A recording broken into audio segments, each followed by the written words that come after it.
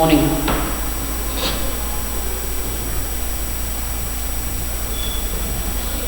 নবম শ্রেণী। আমাদের বয়েজ গার্লসের আলাদা আলাদা সিলেবাস আছে অঙ্কের। আমি গার্লসের জন্য বলছি, গার্লসেরটা আমাকে দায়িত্ব দিয়ে দেওয়া হয়েছে। তো সেই গার্লসের যে অঙ্কের সিলেবাসটা আছে তোমরা আশা করি পেয়েও গেছো এতদিনে। সেখানে প্রথমে আছে সূচকের নিয়মাবলী পড়া, ঠিক আছে? অঙ্কের ফার্স্ট টার্মের জন্য প্রথমেই সূচকের নিয়মাবলী ওইটা আছে। আমি আজই জানতে পারলাম যে ওটা আছে। তো তাহলে সেই জন্য আজকে আমি খুব একটা অ্যাসাইনমেন্ট দেওয়ার জন্য কিছু করে আনিনি।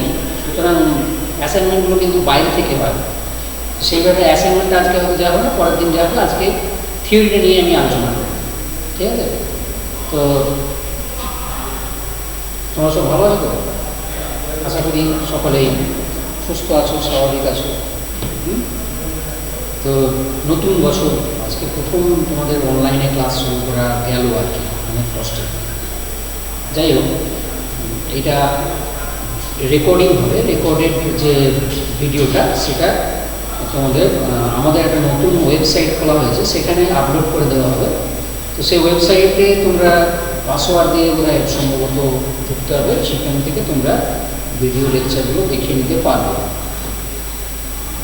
ওয়েবসাইটটা নতুন করা হয়েছে, আমাদের যেটা এক্সিস্টিং ওয়েবসাইট ছিল সেটা নয়, আরেকটা সারদা একাডেমি বলে একটা ওয়েবসাইট করা হয়েছে, সেখানে আপলোড করে দেওয়া হবে এবং সেটা তোমরা পাসওয়ার্ড দিয়ে দেখতে পাবে।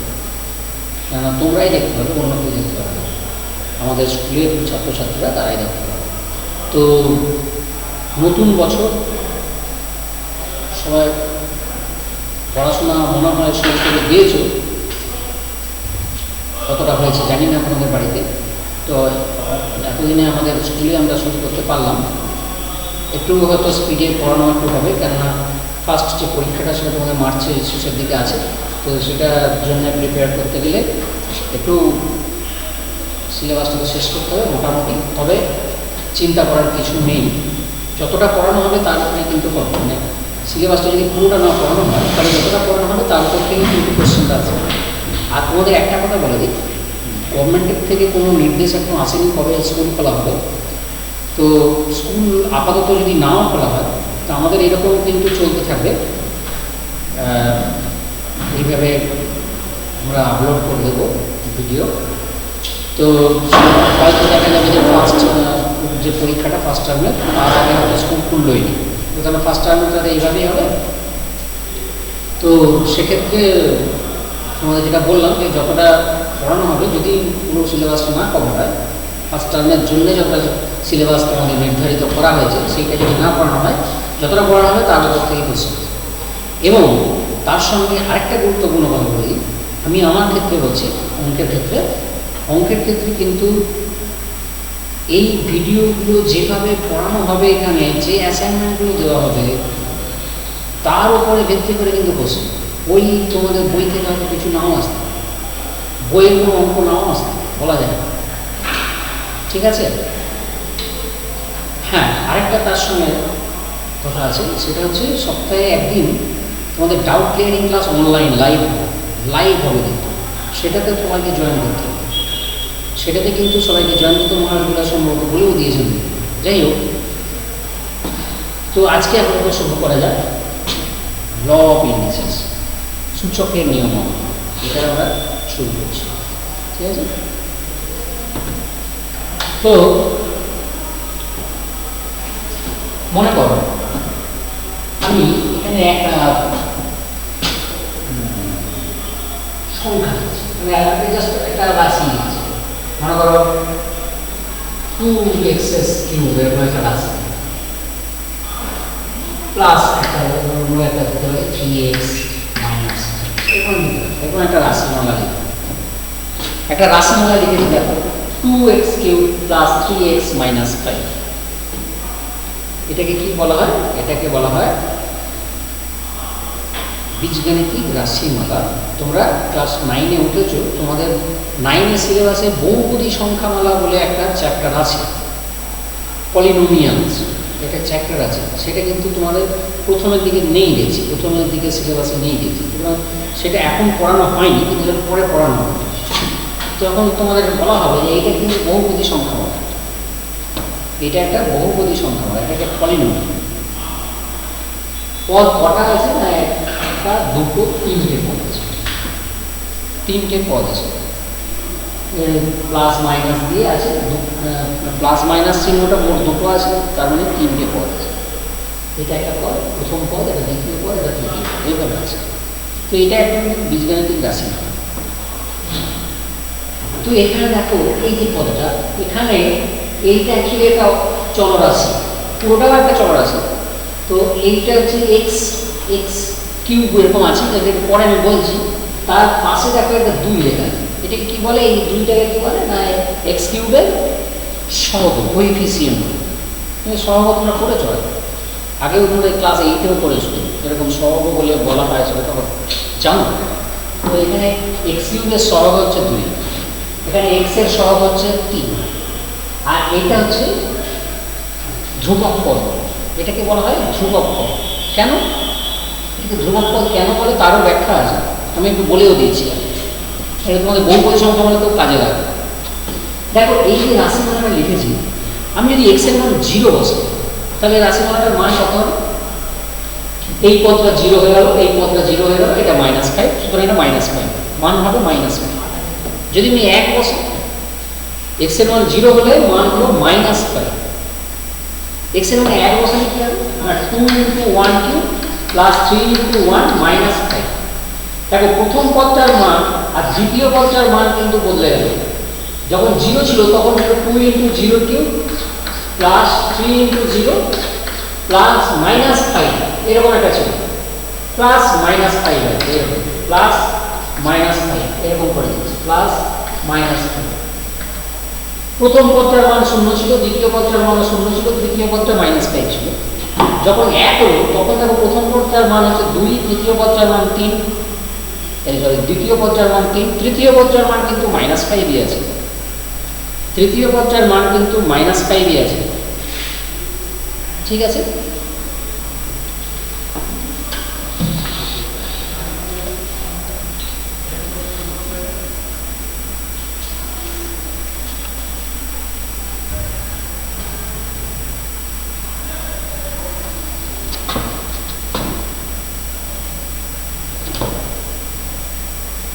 এই পদের মান কিন্তু বদলায়। আবার দেখো যদি 2 বলি এক্স এর মান, তাহলে দেখো 2 × 2 কিউব প্লাস 3 × 2, আর এই পদটার মান কিন্তু -5।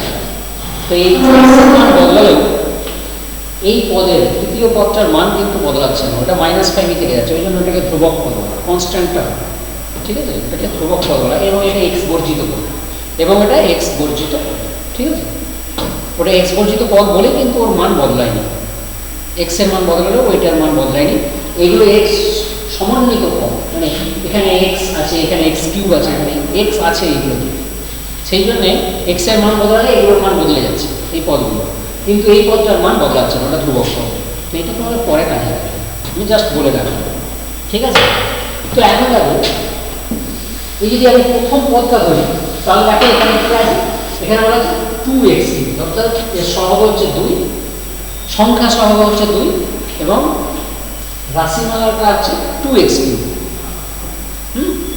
এখন আমি যদি এইটাকে 2টা করে আমি 1 করে দিই, মানে এটা জাস্ট x কিউব বলি, আমি যদি x কিউবকে একটু ভেঙে লিখি তাহলে কি হবে না, x × x, এটা থেকে এটা লিখতে পারি, আবার এটা থেকে ওইটাকে লিখতে পারি। তার মানে x উৎপাদকটা এখানে কটা আছে, 3টি, তাকে আমি এরকমভাবে লিখেছি x কিউব, এইভাবে লিখেছি। যদি মনে করো এরকম হয় 2 2 2 2 2 2 এরকম হয়, তার মানে এটা কত না, এটা 2 আছে, মোট 5টা, এটাকে লিখব 2^5। তো এই যে 2^5, এখানে 2 কে কি বলে, 5 কে কি বলে, এখানে দেখো x কে কি বলে আর 3 কে কি বলে, এগুলো জানতে হবে, ঠিক আছে। তো সেটাই বলা হচ্ছে, এইখানে দেখো 2, এইটিকে বলা হয় বেস বা নিধান, বাংলায় বলা হয় নিধান, বেস বা নিধান। আর এই 5 এইটিকে কি বলে? এইটিকে বলা হয় সূচক বা ইন্ডিসেস, ইন্ডেক্স সূচক বা ইন্ডেক্স। আর পুরোটাকে একসঙ্গে আমরা কি বলবো? এই 2 টু দি পাওয়ার 5 এইটাকে কি বলবো? না এইটাকে বলবো 2 এর 5 ঘাত, 2 এর 5 ঘাত এরকম। তাহলে এটাকে কি বলবো? না এটাকে বলবো x এর 3 ঘাত, x এর 3 ঘাত। এটাকে বললাম 2 এর 5 ঘাত, এটাকে কি বলবো? x এর 3 ঘাত। এখানে x কি? x হচ্ছে বেস বা নিধান, আর 3 হচ্ছে সূচক, 3 হচ্ছে সূচক বা ইন্ডেক্স। কি বলা হবে? 2 টু দি পাওয়ার 5 কে বলা হবে 2 এর 5 ঘাত, x টু দি পাওয়ার 3 তাকে কি বলা হবে? না x এর 3 ঘাত। হয়েছে? তাহলে দুটো জিনিস মনে রাখবো, বেস আর সূচক। হয়েছে? বেস আর সূচক। এখানে x এর 3 ঘাত বলছি, 2 এর 5 ঘাত বলছি, কিন্তু যদি এরকম হয়ে যায় তাহলে কি হবে? 2 টু দি পাওয়ার 1/3 এটা কি হবে? না এইটা দেখো, এইটা কিন্তু একটু অন্যরকম হবে। এইটা কিন্তু আর 3 ঘাত হচ্ছে না, 2 এর 3 ঘাত হচ্ছে না। এখানে বলা হবে, এইটাকে বলা হবে 2 এর ঘনমূল কিউব রুট বা ঘনমূল বলা হবে। এইখানে কিন্তু ঘাতটা মানে সূচকটা কিন্তু পূর্ণ সংখ্যা নয়, সূচকটা কিন্তু মানে অ্যাকচুয়ালি অখণ্ড সংখ্যা নয়, সূচকটা অখণ্ড সংখ্যা নয়। তাই জন্য এখানে কি হলো? এইখানে হলো 2 এর ওইটা ঘনমূল বলা হবে। যদি 2 টু দি পাওয়ার বা 5 টু দি পাওয়ার 1/2 তাহলে এটা কি হবে? না 5 এর বর্গমূল, এই বলবো স্কয়ার রুট অফ 5। এটাকে আবার অন্যভাবে লেখা হয়, এইভাবে লেখা হয়। এইটাকে অন্যভাবে লেখা হয়, এইভাবে র্যাডিক্যাল সাইন দিয়ে লেখা হয়। কিউব রুট অফ 2 সমান 2 টু দি পাওয়ার 1/3, ওটা হচ্ছে 2 এর ঘনমূল। ঠিক আছে? তাহলে এগুলো আমি আরেকটু ডিটেইলসে বলছি। মনে করো এইরকম আছে যে x স্কয়ার সমান হচ্ছে 5, তাহলে x কত? x স্কয়ার যদি 5 হয় তাহলে x কত? না তখন x হবে কি? না x কে আমরা লিখবো এইরকম √5 স্কয়ার রুট অফ 5, যদি এখানে প্লাস মাইনাস একটা চিহ্ন দিতে হয়, প্লাস √5 হবে আবার মাইনাস √5 হবে। কেননা √5 এর স্কয়ার যদি করো তাহলেও 5 হবে, আবার মাইনাস √5 এর স্কয়ার করলেও 5 হবে। তো x স্কয়ার সমান 5 হলে x সমান ওইটি হবে। যদি x কিউব সমান 8 হয় তাহলে কি হবে? না তাহলে x সমান হয়ে যাবে ওই 2, অ্যাকচুয়ালি 2 হবে, মানে 2 কে 3 বার গুণ করলে তবে কিন্তু 8, 2 × 2 × 2 সমান 8। তাহলে এইটা মানে হচ্ছে অ্যাকচুয়ালি x কিউব সমান হচ্ছে 2 কিউব হয়, তাহলে x সমান 2। তার মানে এটাকে আবার এইভাবে লিখতে পারতাম, x কিউব সমান 8 মানে x সমান হবে কিউব রুট অফ 8, মানে এটা হচ্ছে 2, অর্থাৎ এটা 8 এর ঘনমূল, তার মানে হচ্ছে 2। এইরকম এগুলো পরপর তোমাদের আসবে, এখনই অতটা এখন প্রথমেই অতটা আমি বলছি না, প্রথমে এইগুলোই বলা হচ্ছে যে নিধান আর সূচক, এইটাই প্রথমে জানা হচ্ছে, প্রথমে ওইটাই আগে নিয়ে আলোচনাটা করছি। ঠিক আছে? তাহলে দুরকম হতে পারে, এই সূচকটা একটা অখণ্ড সংখ্যা হতে পারে। তোমরা অখণ্ড সংখ্যা জানো, অখণ্ড সংখ্যা পড়েছো, অখণ্ড সংখ্যা পড়েছো কি? অখণ্ড সংখ্যা মনে হচ্ছে প্রথমের দিকে তোমাদের বাস্তব সংখ্যা একটা চ্যাপ্টার ছিল 9, কিন্তু দেখো সেইটা কিন্তু বাদ দিয়ে প্রথমে সূচক পড়াতে বলা হয়েছে। তাহলে প্রথমে সূচক পড়াতে বলা হয়েছে মানে সেখানে অখণ্ড সংখ্যাটা রয়ে গেছে। অখণ্ড সংখ্যা কাদেরকে বলে তোমরা এখনো হয়তো ঠিকঠাক জানো না, তবুও আমি একটু বলে দিচ্ছি। 1 2 3 4 5 6 7 8 9 10 ইত্যাদি এই যে সংখ্যাগুলো, এগুলোকে গণনার সংখ্যা বা এগুলোকে কাউন্টিং নাম্বার বা ন্যাচারাল নাম্বার, মানে স্বাভাবিক সংখ্যা। ঠিক আছে? যখন এই দলের সঙ্গে মানে ওই দলটাকে যদি তুমি এখানে রাখো, যে এখানে তোমার আছে, এখানটাতে তুমি 1 2 3 4 5 6 এরকম করে রাখছো, 7 8 9 10 ইত্যাদি এরকম করে রাখছো, এইগুলো সব হচ্ছে তোমার গণনার সংখ্যা। এদের সঙ্গে যদি তুমি 2 কে জুড়ে দাও, সরি 0 কে জুড়ে দাও, 0 কে যদি জুড়ে দাও, 0 মনে করে এখানে 0 রেখে দিলে, তাহলে এই পুরো দলটা হয়ে গেল অখণ্ড সংখ্যা। অর্থাৎ 0 এবং স্বাভাবিক সংখ্যাগুলো দল, এই দলটা টোটালটা হয়ে যাচ্ছে তোমার অখণ্ড সংখ্যা। ঠিক আছে, অখণ্ড সংখ্যা বলে। 0টাও কিন্তু অখণ্ড সংখ্যা, হোল নাম্বারস, ডব্লিউ দিয়ে চিহ্নিত করা হয়। আর ন্যাচারাল নাম্বার বা স্বাভাবিক সংখ্যাগুলোকে এন দ্বারা চিহ্নিত, ক্যাপিটাল এন দ্বারা চিহ্নিত। ঠিক আছে, তো আবার এদের সঙ্গে আবার মাইনাস গুলো যদি অ্যাড করে যায়, -1 -2 -4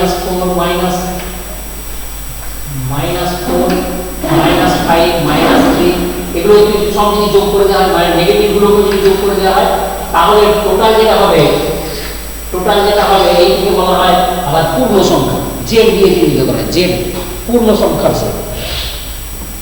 কতগুলো আছে 0 থেকে ছোট, কতগুলো আছে 0 থেকে বড়, আবার 0 নিজেও আছে। ঠিক আছে, 0 থেকে বড় হচ্ছে এগুলো 1 2 3 4 5 6 7 8 9 10 ইত্যাদি। 0 থেকে ছোট হচ্ছে -1 -2 -3 -4 -5 ইত্যাদি। আর 0 নিজে আছে। এই সবগুলোকে একসঙ্গে বলা হবে পূর্ণ সংখ্যা। ঠিক আছে, পূর্ণ সংখ্যা বলা হবে, ইন্টিজার্স বলা হবে পূর্ণ সংখ্যা। 0 থেকে যেগুলো ছোট তাদেরকে বলা হয় ঋণাত্মক পূর্ণ সংখ্যা, আর 0 থেকে যেগুলো বড় তাদেরকে বলা হয় ধনাত্মক পূর্ণ সংখ্যা। আর 0 নিজে সে কিন্তু ধনাত্মক বা ঋণাত্মক কোনোটাই না, 0 কিন্তু ধনাত্মক ঋণাত্মক কোনোটাই না। তারপরে আবার মূল সংখ্যা আছে, অমূল সংখ্যা আছে, ওসব নিয়ে এখন আমি যাচ্ছি না, ওগুলো তো বাস্তব সংখ্যা যখন পড়ানো হবে তখন আবার বলা হবে। ঠিক আছে, আপাতত এইগুলো আমি বলছি। তাহলে তোমাদের যেখানে নিয়ে আলোচনা হচ্ছিল সেখানটাতেই আমি আবার ফিরে যাচ্ছি, যে এই যে যেমন বললাম যে এক্স কিউব, এখানে হচ্ছে এক্স কিউব হচ্ছে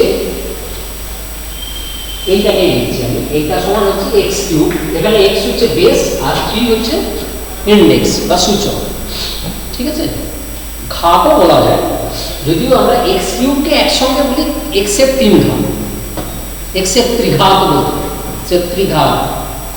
এক্স স্কোয়ার হলে এক্সের দ্বিঘাত, x⁵ হলে x⁵ 5 ঘাত, x⁴ হলে x⁴ 4 ঘাত, 4 ঘাত ইত্যাদি বলবো। যেখানে x কে বলা হবে বেস আর 3 কে বলা হবে ওই ঘাত সূচক সংখ্যা, মানে ওখানে সূচক বলে, এইটাকে সূচক বলে, এইটিকে ইন্ডেক্স বা সূচক বলে, এইটিকে বেস বলেছেন। ঠিক আছে, এবার ওইরকম না হয়ে যেমন বললাম যে যদি এরকম হয় যে x⁵ সমান হয়তো 2টি আছে, তাহলে x সমান কি লেখা হবে না, x বলা হবে ওই 2⁵ বলা হবে। এইখানে এইটিকে বলা হচ্ছে কি না 2 এর পঞ্চম মূল বলা হবে। আমি এর আগে কি ঘনমূল বর্গমূল বলেছি, এটা পঞ্চম মূল। এখানে মূল সূচক সংখ্যা হচ্ছে 5, এখানে কিন্তু মূল সূচক সংখ্যা হচ্ছে 5, এখানে ঘাত সূচক সংখ্যা হচ্ছে 3, এইটিকে বলা হবে ঘাত সূচক সংখ্যা 3। এইখানে কিন্তু মূল সূচক সংখ্যা 1/5 নয়, মূল সূচক সংখ্যা 5। তফাৎটা বুঝে নাও ভালো করে। এটা হচ্ছে 2 এর পঞ্চম মূল, সেটিকে লেখা হবে 2⁵ যদি x⁵ সমান 2 হয় তবে x সমান আমরা লিখব এরকম 2⁵1/5। এখানে এই 2⁵1/5 কে বলা হবে কি, টোটাল যদি 1/5 বলো সেটা কিন্তু ঘাতই মানে সূচক বলতে পারো, অসুবিধা নেই। কিন্তু এইখানে ঘাত মূল সূচক সংখ্যা বলা হবে 5। শুধু যদি 5টা ধরো তাহলে 5 হচ্ছে এখানে মূল সূচক সংখ্যা, ওই যে 1/5 আছে সেই জন্য ওটি মূল সূচক সংখ্যা। কেননা এটা একটা পূর্ণ সংখ্যা নয়, কিন্তু এখানে আমরা বলবো না যে 2 এর সূচক 5, এটা বলবো না, 1/5 এরকমও বলবো না। 2 এর মূল সূচক সংখ্যাটা 5, বা এইটিকে একসঙ্গে আমরা বলবো 2 এর পঞ্চম মূল। তেমনি y⁴ সমান যদি 3 হয় তাহলে y কে লিখবো y সমান লিখবো 4√3। এরকম করে লিখতে পারি, বা এটাকে এরকম করে লিখতে পারি 3^1/4। এইটা হচ্ছে তোমার 3 এর চতুর্থ মূল, বর্গমূল, ঘনমূল, পঞ্চম মূল, ষষ্ঠ মূল, সপ্তম মূল, এরকম হয়। ঠিক আছে, তাহলে এইগুলো হচ্ছে 2 এর পঞ্চম মূল, 3 এর চতুর্থ মূল। হ্যাঁ, এরকম বলা হলো। এইটি কিন্তু x এর দ্বিঘাত, x এর দ্বিঘাত, y এর 5 ঘাত, এরকম হয়। y টু দি পাওয়ার 5 যদি লিখি তাহলে কি হবে না, y এর 5 ঘাত, 5 ঘাত বলা হয়, যেখানে y হচ্ছে বেস, 5 হচ্ছে সূচক। ঠিক আছে, y হচ্ছে বেস বা নিধান, আর 5 হচ্ছে সূচক। ওকে, আর একসঙ্গে কি বলা হবে, কোনো y এর 5 ঘাত, y টু দি পাওয়ার 5 কে বলা হবে y এর 5 ঘাত। ওকে, ঠিক আছে। এরপরে কয়েকটা সূত্র আছে, সেই সূত্রগুলো মনে রাখবে, প্রথম যেটি আছে সেইটা সবচেয়ে ভালো করে মনে রাখবে। কিরকম দেখো, সেটিকে বলা হয় ফান্ডামেন্টাল ল অফ ইন্ডিসেস, মানে সূচকের মূল নিয়ম। ফান্ডামেন্টাল কি? Fundamental law of indices, fundamental law of indices.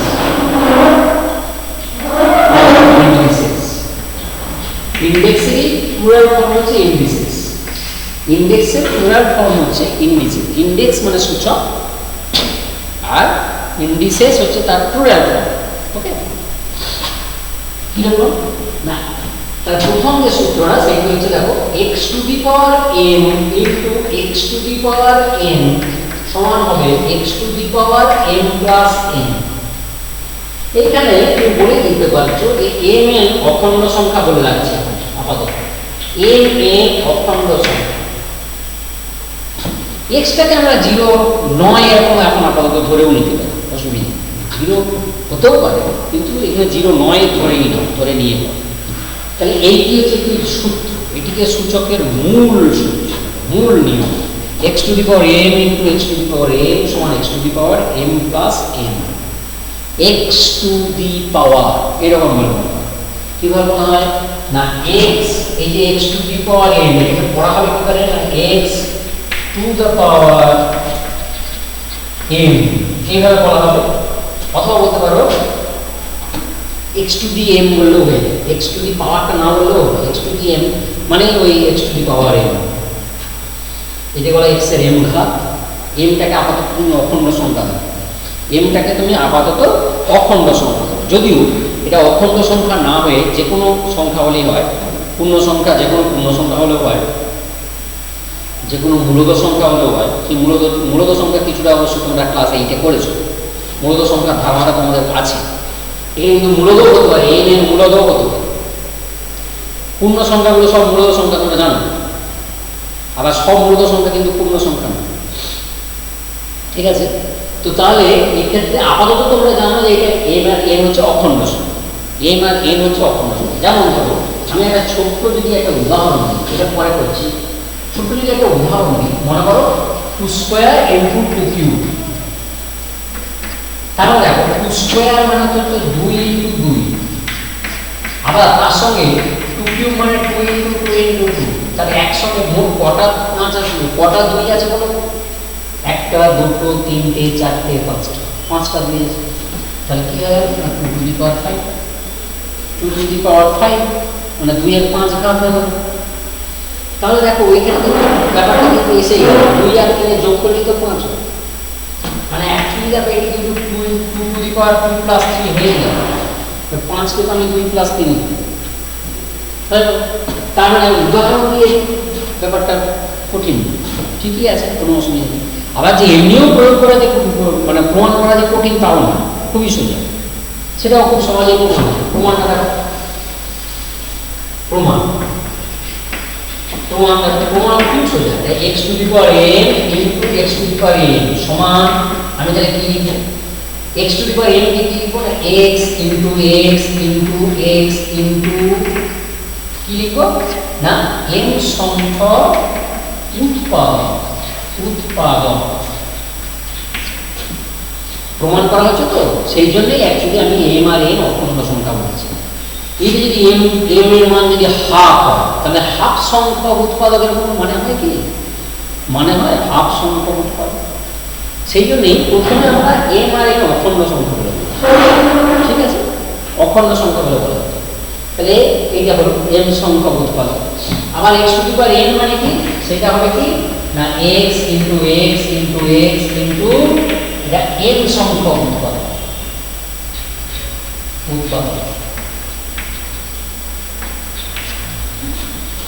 তাহলে প্রথমের ব্র্যাকেটটাতে এন সংখ্যক এক্স আছে, পরের ব্র্যাকেটটাতে এন সংখ্যক এক্স আছে। তাহলে টোটাল কত সংখ্যক এক্স আছে? মানে এই যে টোটাল গুণফলটা, এই গুণফলটাতে কতগুলো এক্স আছে? এখানে আছে এন সংখ্যক, ওখানে আছে এন সংখ্যক, তাহলে মোট আছে x into x into x into N plus N সংখ্যক উৎপাদক। এটি লিখে দাও, এম প্লাস এন সংখ্যক উৎপাদক সমান কি হয়ে গেল? এখানে আছে এন সংখ্যক উৎপাদক, এখানে এন সংখ্যক উৎপাদক, টোটালটাকে একসঙ্গে করে দিলে কি হবে না এম প্লাস এন সংখ্যক উৎপাদক। তাহলে এবার এইটাকে আমি এইভাবে লিখতে পারি, ওই যে এই আকারে লিখতে পারি, এক্স এম প্লাস এন সংখ্যক আছে মানে এক্স এর পাওয়ার হচ্ছে এম প্লাস এন, অর্থাৎ x to the power m plus n হয়ে গেল।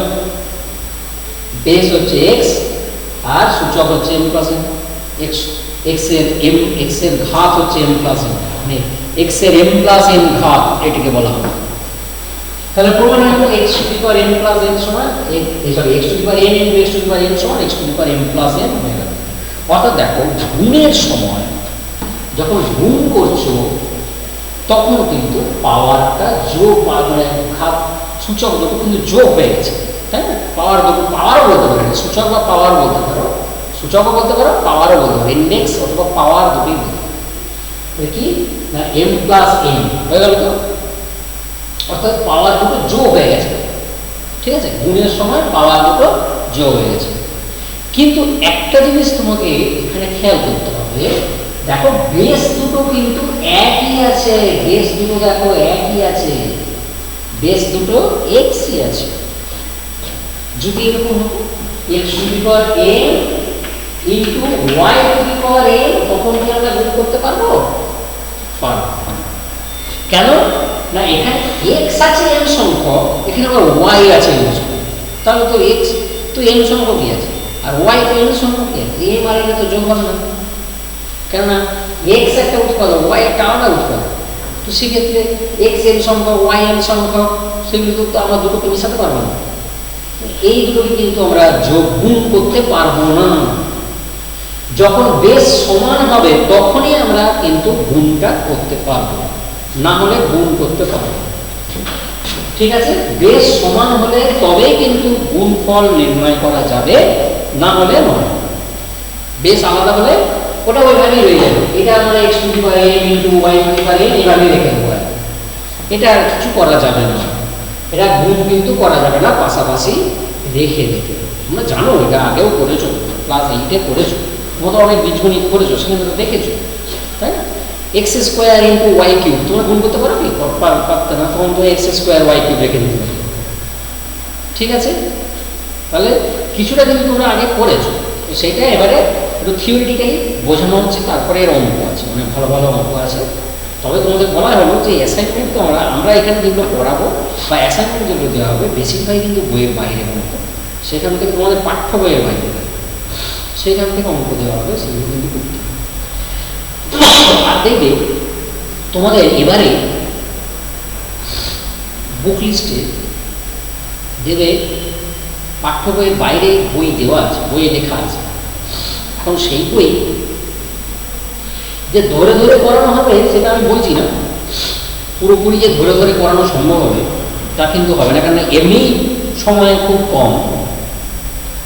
সময় কমটা এই জন্যে, যদি ক্লাস হতো তাহলেই সময় কম থাকে, আবার ক্লাস হচ্ছে না, মানে অফলাইন ক্লাস হচ্ছে না, অনলাইনে মাত্র সম্ভবত 4টে ক্লাস দেওয়া আছে, সপ্তাহে 4 দিন 4 ঘন্টায় কিছুই হবে না, 4 ঘন্টাও নয়, 45 মিনিট, সেক্ষেত্রে কিন্তু কিছু হবে না খুব একটা। তারপরে আবার ছুটি টুটি এইসব ব্যাপার আছে, ছুটি টুটি ব্যাপার আছে। তো সপ্তাহে 4 দিনে, সপ্তাহে থেকে 6 দিনই অঙ্ক থাকার কথা, কিন্তু সেখানে 4 দিনে এর বেশি খুব একটা কিন্তু হবে না। আর এমনিতেই 9-এর সিলেবাস ভাস্ট সিলেবাস, সেক্ষেত্রে পুরো সিলেবাসটা এমনিতেই কভার করা যায় না, আবার এইরকমভাবে ক্লাস করে তো পুরোটা কভার করা খুব মুশকিল। সেই জন্য রেফারেন্স যে বইটা দেওয়া আছে সেই বইটা ধরে ধরে পড়ানো খুব মুশকিল। আবার এই নয় যে ওই বইটা দেওয়া আছে মানে ওই বই থেকে কোশ্চেন আসবে, সেটাও কিন্তু নয়। ওই বইটা থেকে তুলে দেওয়া হবে কোশ্চেন, সেটাও কিন্তু নয়। আমি অন্য সাবজেক্টের কথা বলতে পারবো না, আমি অঙ্কের ক্ষেত্রে বলছি যে কোনো বই থেকে যে আসবেই এটা কিন্তু বলা যাবে না। অঙ্ক কোনো একটা নির্দিষ্ট বই তোমাকে বলে দেওয়া হলো, তার মানে কি সেই বইটা থেকে আসবে এরকম কিন্তু নয়, ঠিক আছে? করতে হবে, কিন্তু সেটা থেকেই যে আসবে এমন কোনো নয়, ঠিক আছে? ওকে, তার মানে কি অঙ্ক তো গাদা আছে, আমাদের এমনি মুখে মুখে একটা অঙ্ক তৈরি করি, তো সেটা একটা অঙ্ক দেবো, তো সেরকম তো নয় যে তুমি ওইখান থেকে 2-4টে অঙ্ক করে দিও তার থেকে আসবে।